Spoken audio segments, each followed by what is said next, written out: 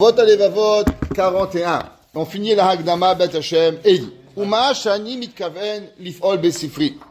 Ouais, il dit qu'est-ce que j'essaye de faire avec mon livre. Domé, les Mashiasa Echad Mechachme Achozim Bakochavim. Ça va ressembler un petit peu à un astrologue. À l'époque, il y avait les astrologues, c'était pas juste qu'ils voyaient les étoiles, ils arrivaient à découvrir un peu le mazal des gens et dire, Béhémet, il y a du Hémet dedans. La Gemara dit par exemple qu'il y avait l'horoscope, plus que ça. La Gemara a dit qu'ils arrivaient à le faire sur un individu personnel, José Bakochavim. La Gemara a dit qu'il y avait un jour un rave, il s'appelait Nachman. Et il est passé avec sa maman. Il lui a dit, le José Bakochavim, tu sais cet enfant, il va devenir voleur. Fais attention à lui.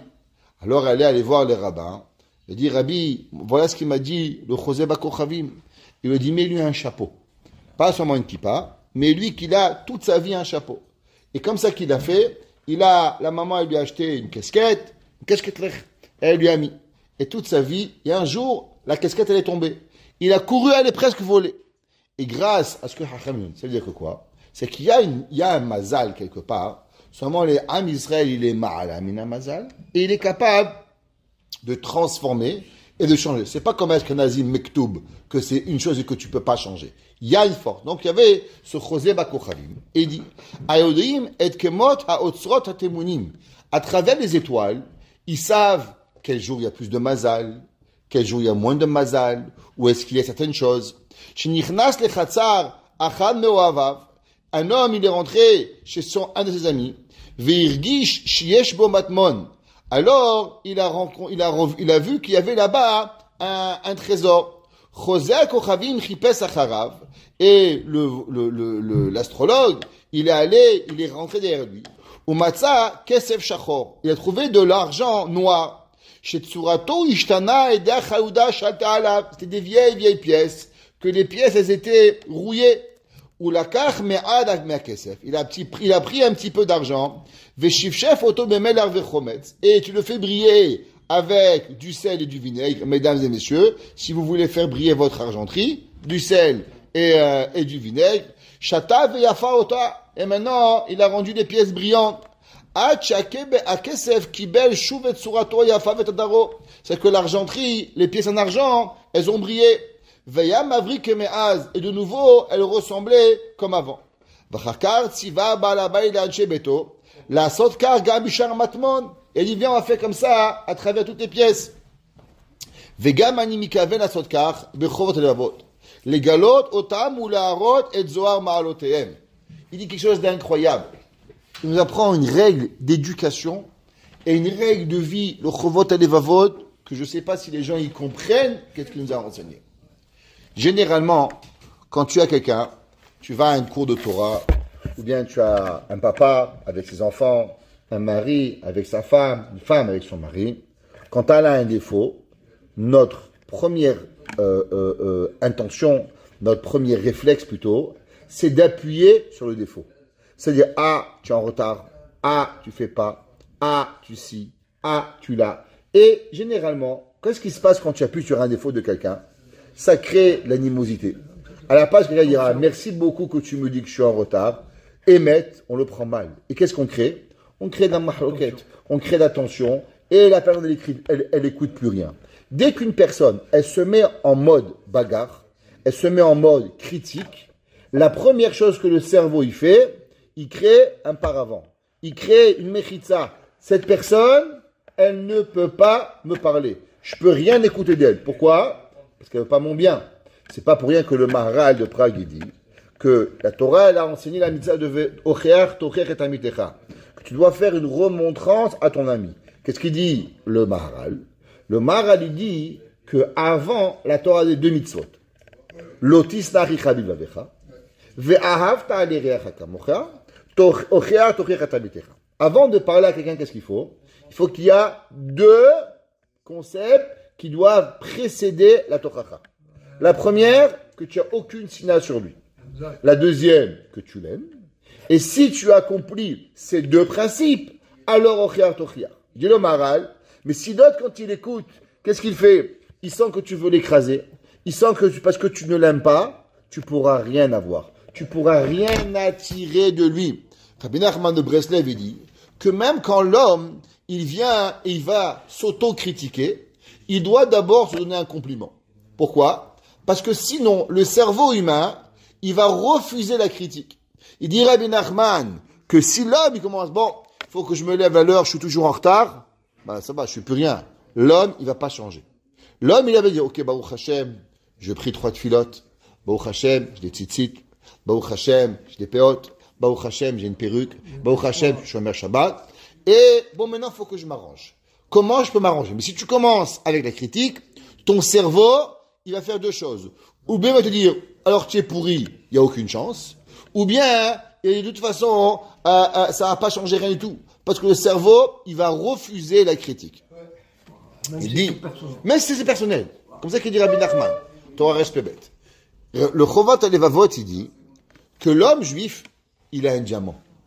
L'homme juif, il est une pierre précieuse. Il est quelque chose d'extraordinaire. Si tu viens et tu lui dis, t'es tout noir, t'es sale, t'es rien, qu'est-ce que tu vas faire? Tu vas prendre la pièce, tu vas la jeter. Il faut dire, non, viens voir qu'est-ce qu'on peut faire avec toi. Et on le prend, on met un peu de vinaigre, et on met un petit peu de sel, et on va le faire briller.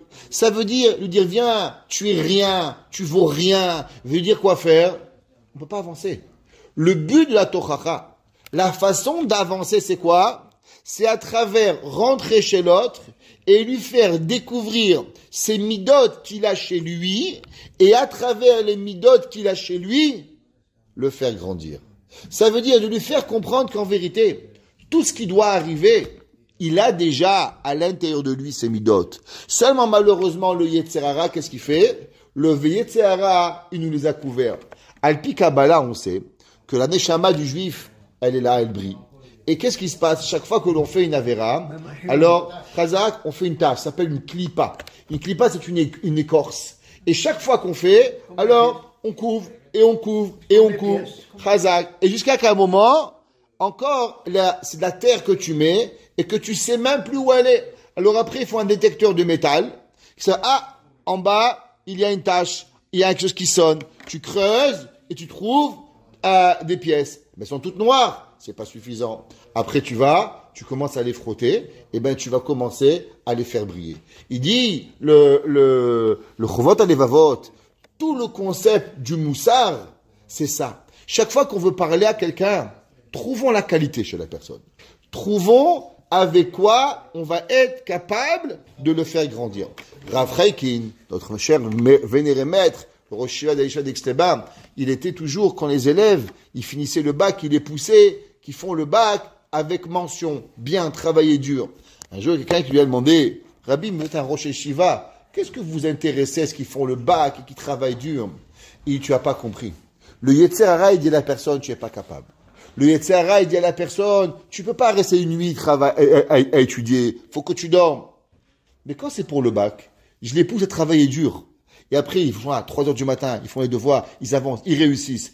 Après qu'il a découvert en lui qu'il est capable de travailler dur, d'avoir des mentions, il va développer chez lui l'assiduité, la atmada, il va développer chez lui la façon de travailler. Après, il me reste plus qu'à prendre cette mida et la convertir à la Torah. Mais si je veux commencer à lui expliquer l'assiduité avec la Torah, c'est pas toujours facile et beaucoup de gens, ils vont pas pouvoir y arriver. Alors je me sers du limud chol pour pouvoir leur apprendre les midot. Et c'est ça qu'il explique ici le Chovot Alevavot. C'est ça, très fort. Il a dit le Chovot Alevavot, il faut découvrir chez la personne la qualité et la frotter à la qualité. Une personne, on raconte l'histoire incroyable du Rav, du Tzadik d'Yerushalayim, Rav Levin. Il y avait un jour un homme, tous les matins, il venait et tous les Shabbats matin, il fumait devant la Beth Knesset de chez lui. Tous les Shabbats, il se mettait et il fumait. Le gars, le Rav lui a dit, tu sais, monsieur, pourquoi tu fumes devant ma synagogue tous les Shabbats matin? Il dit, parce que moi j'étais à Auschwitz, j'ai perdu toute ma famille, et alors voilà, je suis fâché avec Kadosh Baruch Hu. Alors je viens marquer et mettre à tout le monde, leur dire à tout le monde que je suis fâché avec Kadosh Baruch Hu. Alors le Rav, il a pris, il lui a dit merci. Il dit pourquoi? Il dit parce que je vois qu'encore tous les vendredis, tous les Shabbats, tu te rappelles encore qu'il y a Shabbat. Ça veut dire que du fait que tous les Shabbats matin, tu viens ici et tu fumes, alors tu viens me rappeler comme quoi Shabbat il est là et tu viens. Et le gars, il a regardé, il a dit quoi? Il dit, mais bien sûr, parce que grâce à toi maintenant, chaque Shabbat, si j'ai un matin, je vais oublier Shabbat, en te voyant devant ma synagogue, je vais me rappeler que c'est Shabbat. Et le monsieur, il a compris qu'en vérité, ce qu'il y avait à l'intérieur, ça brûlait le Shabbat. Alors automatiquement, il a arrêté de fumer Shabbat, il est revenu à la Torah. Ça veut dire qu'en vérité, il faut découvrir le trésor chez la personne. On peut pas, on raconte toujours cette histoire qui est une histoire vraie. Et j'ai été un jour dans une conférence d'éducation par un professeur universitaire. C'est un monsieur très bizarre et il a des bons conseils. Il a des cheveux longs, il ressemble à comment on appelle ça, cet artiste aveugle là, Stevie Wonder. Ouais, il a la même tête comme ça, les cheveux longs, noirs, noir. Et il est très excentrique comme ça. Il met des costumes jaunes avec nos papillons verts. Et un jour il a dit que lui il est comme ça et que lui il peut être dans une classe. Et il peut être debout sur le bureau en train d'enseigner. Mais ses élèves, ils savent que dans sa classe, il n'y a aucun problème de discipline. Jamais. Il n'y a jamais. Mais il est très bizarre. C'est comme ça qu'il est. Et un jour, il a raconté que, comme dans la classe, il avait, vous savez, les étudiants, ils viennent, on voit comment il enseigne. Alors, il est venu, un étudiant, il a vu que le professeur, il est monté sur le bureau, et il faisait le pitre, il attirait l'attention des enfants, et la classe était parfaite. Ce professeur-là, cet enfant, cet élève, un jour est devenu professeur et il est monté lui aussi sur le bureau. Et en montant sur le bureau, le directeur de l'école, il passe, il voit son professeur sur le bureau, il lui fait un grief, renvoyé de l'école. Le gars, il va voir le professeur, il dit, je comprends pas. Vous montez sur la table et vous, tout va bien. Moi, je suis monté sur la table, on m'a renvoyé. Il dit, regarde.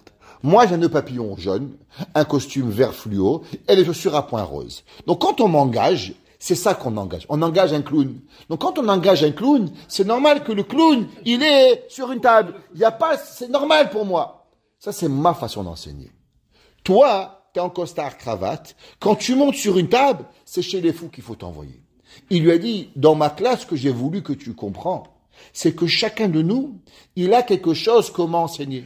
Moi, c'est monter sur la table. Toi, c'est pas toi de monter sur la table. Toi, trouve une autre façon. Trouve ce qui est dans toi et qui va être capable de développer la façon d'enseigner, qui va te mettre à l'aise et qui va mettre tes élèves pour que tes enfants, ils apprennent. Mais monter sur la table, tu vas juste finir de te faire envoyer par toutes tes classes. Ça veut dire que on peut pas prendre toi et le mettre dans moi. Ça marche pas. On peut pas prendre qui tu es et transformer dans moi. On doit venir développer nos propres qualités. Juste dire que c'est incroyable. Il y avait un jour, le sabbat de Slabodka.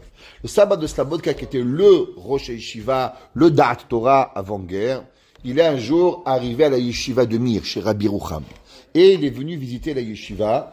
Et bien sûr, quand le sabbat de Slabodka il arrivait, ça veut dire Chashuv. Et on voulait avoir le tampon. Est-ce que la Yeshiva, elle est bien? Bien sûr, Rabbi Rucham était un grand homme. Il a écrit beaucoup de Sfarim. Et il avait créé la Yeshiva de Mir. Quand il est arrivé, le sabbat de Slabodka, il est arrivé à la Yeshiva. Après la Tefila, au bout d'un jour, il est resté là-bas. Rabbi Rucham a dit, nous, Rabbi, comment tu trouves la Yeshiva? Et écoutez bien qu'est-ce qu'il lui a dit. C'est marqué dans les personnes qui sont encore en vie, qui ont écouté cette discussion. Et ils ont dit que le sabbat de Slabodka, il a crié. Et il lui a dit, tu détruis le judaïsme. Mais quoi? Il lui a dit, tu es en train de détruire le judaïsme. Alors, le Rosh Yeshiva, Rav Rucham, il ne comprenait pas, il était complètement désarçonné. Et il lui a dit, mais pourquoi vous dites ça, Rabbi? Il lui a dit, parce que dans ta Yeshiva, j'ai vu que chaque élève n'avait qu'une envie, c'est de te ressembler. Chacun priait comme toi, mangeait comme toi, marchait comme toi. Il n'y avait aucune personnalité chez aucun de tes élèves. Il dit, chez nous, à Slabodka, toute la yeshiva de Slabodka, c'est de développer l'élève par rapport à ses kochot et développer l'enfant par rapport à qui il est. Il dit, chez nous, on a créé Rabbi Ron Kotler. De l'autre côté, on a créé le sabbat de Novardok. De l'autre côté, on a créé sabbat de Kelem. Ça veut dire que chez nous, on n'a jamais formé un élève par rapport à nous. On est allé dans le cœur de l'élève et on est allé chercher qui il est. C'est pas pour rien que la yeshiva de l'Ekoud, c'est la plus grande yeshiva du monde. Et c'est la seule yeshiva au monde où il est étudié le plus de sujets au monde. Il n'y a pas comme les yeshivot, un derrière.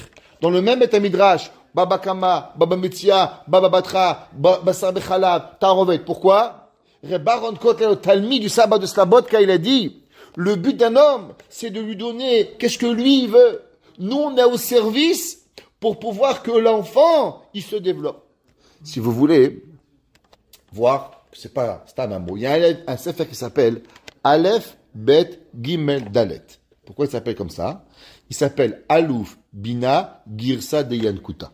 C'est les 4 premières lettres de l'alphabet.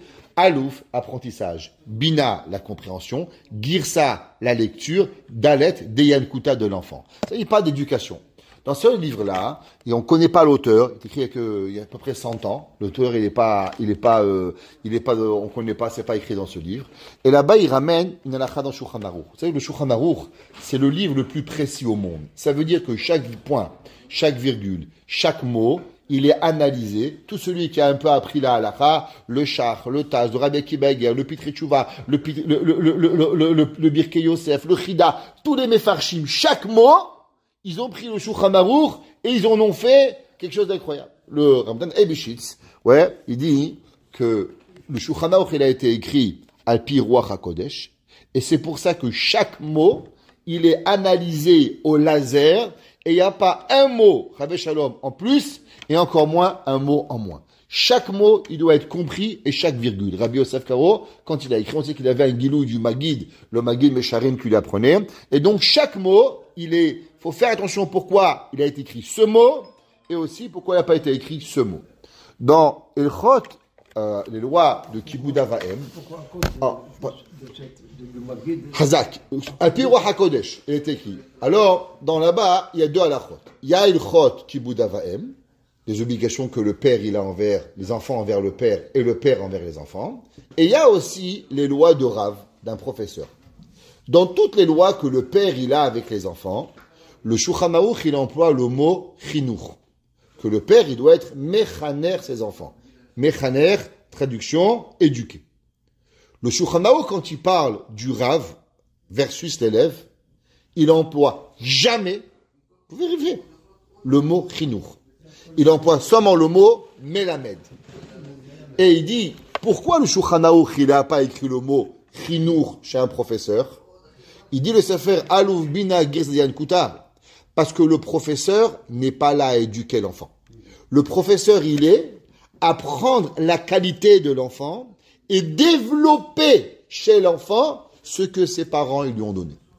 Ça veut dire venir s'imposer ta chita, ta pensée chez les enfants, chez les autres, ça n'existe pas. Ça n'existe pas qu'on s'impose chez les gens. Les gens aujourd'hui, vous savez, il y a beaucoup de monde, ils veulent nous forcer leur émouna. Un, il pense qu'il est comme ça, un, il pense qu'il est Mashiach, l'autre, il pense qu'il est Baba sucré, l'autre, il pense, chacun avait son histoire. Chacun, il veut nous imposer notre émouna. C'est pas ça la vie. La vie, c'est, moi, j'ai mes croyances, toi, tu as les tiennes, lui, il a les siennes, et on doit découvrir chez nous ce qui est bon dans nous, et à travers, un, il aime la Bekiyut, aller vite, un, il aime le Yun, un, il aime le Moussar, un, il aime le Chumash Rashi, un, il aime les Mishnayot. Et le but de la yeshiva, c'est malheureusement, dans beaucoup de yeshivot, c'est pas comme ça, développer chez la personne la qualité. Et c'est pas moi qui l'ai inventé. C'est le Chovot et le Vavot ici. Qu'est-ce qu'il dit? Il dit, Ve'achakar, ve'ani gamken mitkaven asotken b'chodavot, les galot otan, ou les harot et zohar ma'alatan. Je vais découvrir les midot chez chacun d'eux, des gens, et de les faire briller. Kedei shia seken, kol misherotse litkarev el Elokim ou idabekbo.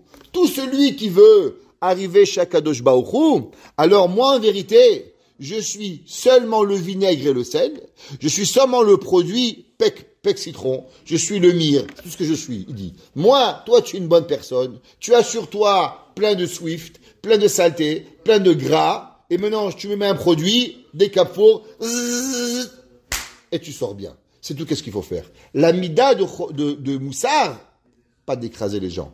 Chercher la qualité, élever la personne à devenir. Pareil avec nos épouses, pareil avec nos maris, pareil avec nos enfants, pareil avec quelqu'un qu'on est, trouve une Nekuda Tova Et dans cette Nekuda Tova, et fais-le grandir. Vekasher Tikra, et quand tu vas lire, Achi, mon frère, et Sifrez, et Sifri, Zé, Vetitbonen Betochno. Alors bien sûr, il faut le lire, et c'est pas suffisant de le lire. Qu'est-ce qu'il faut? Il faut aussi avoir de la réflexion, il faut penser, comme on a expliqué, c'est 1, la parole, 2, la réflexion, 3, le cœur, 1, 2, 3. Sinon, on ne peut pas avancer. Atzmed oto ezichonecha. Mets dans ton souvenir, ou shfot et atzmecha bedin emet. Ve'ateramet atzmecha. Il dit le chovot alevavot, vous savez, il y a une seule chose que les personnes, elles ne peuvent pas changer. C'est quoi? C'est qu'en vérité, il y a un miroir. Le miroir, c'est toi. Et toi, tu vois qui tu es. Et tu dois savoir, Béhémet, est-ce que ce que tu donnes comme réflexion de toi, c'est du Hémet ou c'est du Sheker? Les gens, ils sont souvent, malheureusement, en train de se raconter des mensonges. Rabbi Nachman de Breslev, il dit, tu peux mentir, mais au moins ne te mens pas à toi-même. Au moins, sois Hémet avec toi. Le Chovot Levavot, ici, il écrit et il dit, lis, comprends, analyse. Et après, sois Hémet. Au moins émettre avec toi-même. Dans quel niveau tu es? Est-ce que tu es droit? Est-ce que tu es un peu tordu? Est-ce que tu es à l'heure? Est-ce que tu es gava? Est-ce que tu es anav? Est-ce que tu es karasan? Est-ce que tu es radin? Est-ce que tu es ici? Est-ce que tu es là? Qui tu es? Sois émettre avec toi-même. Est-ce que la personne, émettre, chaque mida qu'on va apprendre, c'est pas seulement de lire, c'est d'être émettre avec soi-même pour pouvoir y arriver. Comme on a vu que lui, qu'est-ce qu'il a dit? Il est arrivé à un moment, il dit, il faut pas que j'écrive Chobot Levavot. Pourquoi? Je suis pas raoui. Après, il dit, mais pourquoi je pense que je suis pas raoui? Et après, il a découvert qu'en vérité, la raison pourquoi il croyait qu'il était pas raoui, ça venait de la fainéantise. Ça veut, à son niveau, Chavé Shalom, et pas du Hémet. Ça veut dire qu'il avait eu Machashava Tova, mais en vérité, la Machashava Tova, elle provenait pas du Tov. De où elle venait? Elle provenait du Midara. Je sais pas si j'ai déjà raconté cette histoire du fils de mon Rosh Yeshiva, qui était marié avec la Rosh de Detroit, okay, Hazak, et qui lui a dit, le Rav, toute autre Machashava que tu as, à part de ton beau-père, c'est Machashava du Yetzer Hara. Ça veut dire que l'homme, il a une mission, il doit faire une chose. Maintenant, tu as autre chose qui te vient, Akol Atzata Yetzer.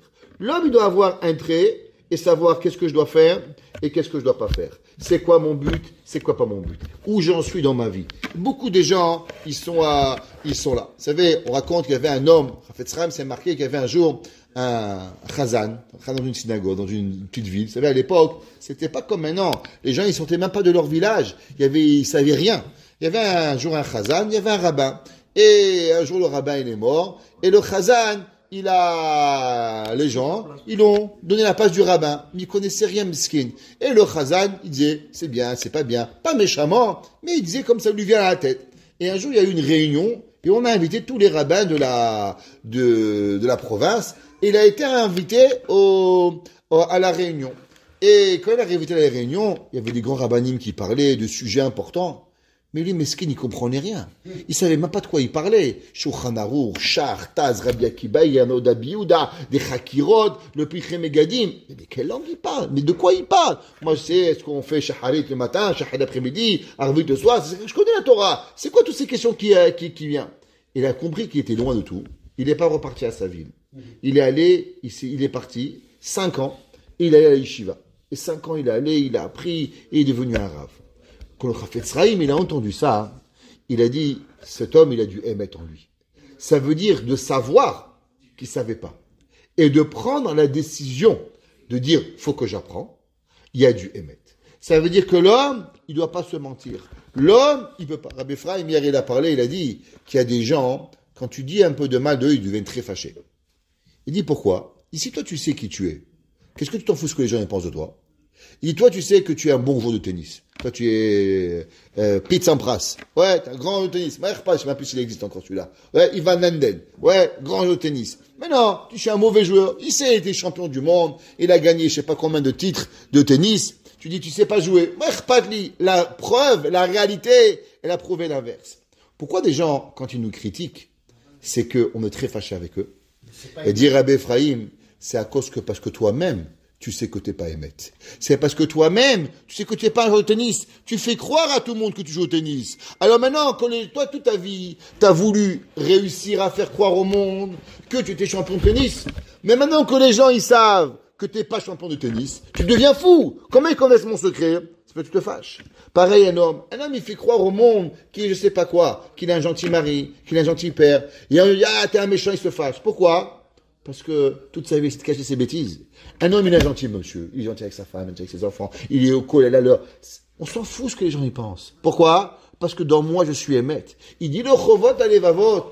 L'homme, il doit être émet avec soi-même. Ce que je suis, je suis. Il faut être émet. Il faut se juger bien. Pourquoi je viens pas? Pourquoi je viens? Pourquoi je fais pas? Pourquoi j'ai tel mida? Pourquoi c'est comme ça? Est-ce que je suis béhémet généreux? Est-ce que je suis béhémet radin?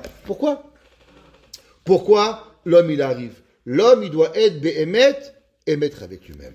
Ve'al teramet atzmecha. C'est des mots qu'il faut les écrire et les mettre en ordre dans notre maison. Al teramet et atzmecha. Ne te trompe pas. Ne te roule pas. Toi-même. Arrête de rouler les autres, c'est pas grave encore. Mais le plus important, c'est que tu ne te roules pas toi-même. Sois émet avec toi-même. Ve'ayen bo bechol et. Et Chovot Avot, il dit, les dangers, ils sont tellement grands. Vous savez, c'est pas comme la vidange d'huile. La vidange d'huile, on la fait une fois par 6 mois. Mais en vérité, l'huile, elle s'abîme tous les jours. Chaque kilomètre que tu fais, l'huile, elle s'abîme. Au bout de 20 000, 5 000, tu vois, je sais pas combien de kilomètres, chacun avec sa voiture, 5 000, 8 000, alors il fait la vidange. Mais en vérité, l'huile, elle s'habite à chaque moment. On remarque pas à combien le Yetzerara, il nous mange la tête. Seulement nous, on remarque, seulement quand l'huile, elle est finie, le voyant en rouge, ça s'allume, fait la vidange, ça va exploser la voiture. Généralement, notre comportement, il est comme ça. On se détériore, on remarque pas. Et un beau jour, notre femme, notre mari, notre Rosh Shiva, notre communauté, elle s'allume. Attention, attention, attention. Et là, on se pose la question, c'est quand que ça a commencé à aller mal?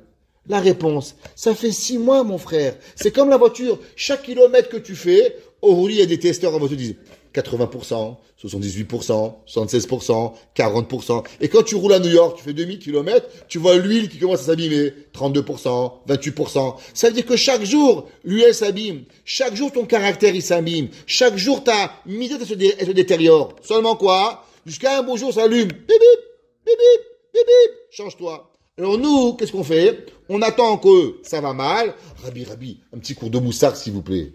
Il dit le chovot et les vavot. Pas toujours dans la vie, on peut avoir une vidange graissage. Ta tête, elle peut pas une vidange graissage.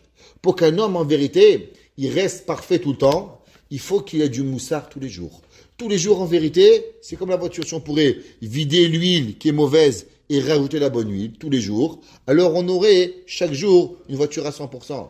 Pareil, le cœur de la personne, on peut pas le laisser se détériorer, les mauvaises midotes s'installer, et après on le change. L'huile, tu la jettes. Tes midotes, tu peux pas les changer. Tes midotes, quand elles sont prises chez la personne, ça prend des années à pouvoir changer une mauvaise mida. Ça prend énormément. Vehaven menudava mitordava. Et il dit, il y a encore un principe qu'il faut apprendre.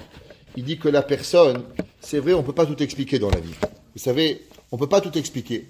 Le but, c'est quoi? C'est qu'on t'apprend un principe. Et avec le principe, tu comprends un autre principe. Exemple.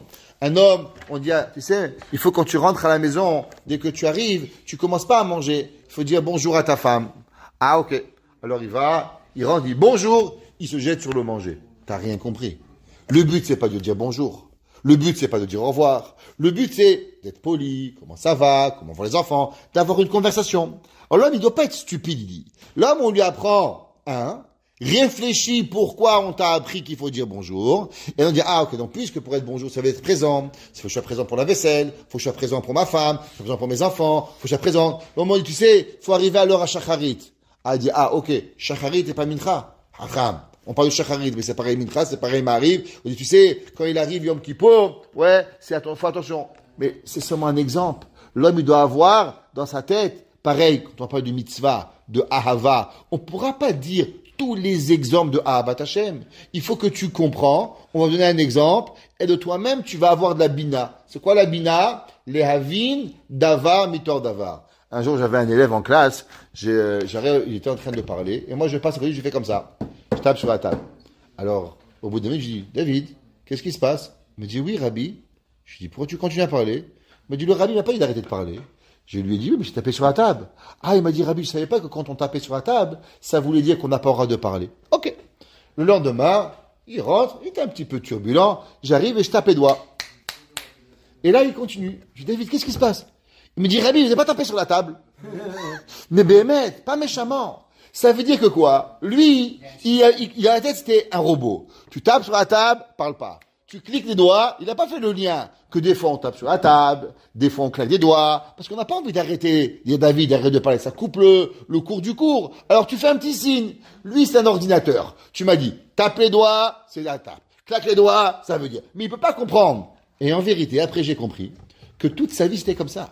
Il n'avait pas de bina. Tu devais tout lui apprendre. Tu lui apprenais qu'est-ce que Rachid dit là. Il pouvait pas faire pareil dans Tosfot. Il pouvait pas faire ça dans le Rashba. Il pouvait pas faire autre chose. Pourquoi? Il avait une mémoire limitée qu'il avait que de la Chokhma. Il n'avait pas de la Bina. Il dit le Chomot et Levavot. Le Moussar, c'est pas de la Chokhma qu'il faut. Le Moussar, c'est de la Chokhma, de l'information avec de la Bina. Il faut que chacun de nous, il puisse comprendre qu'est-ce qui va se passer pour pouvoir, Béhémet, arriver à comprendre les situations qu'on va avoir besoin dans différents. Baruch Hana Eleolam. Amen ve Amen.